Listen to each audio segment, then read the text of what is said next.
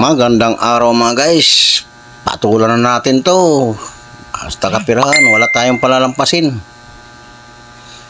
Hirap mag-standby habang nag-aantay ng ng ibang project. Patol na lang kung sa ano-ano na lang.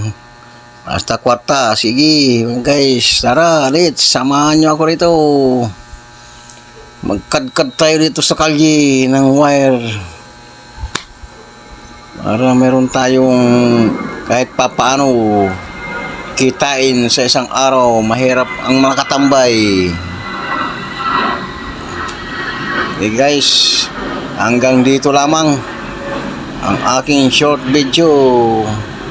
Hindi ko napapabain ay walang sasalo dun sa kabilang wire. Kawawa naman yung dalawa, kaya ako na lang sasalo. Salamat mga guys sa susunod na episode.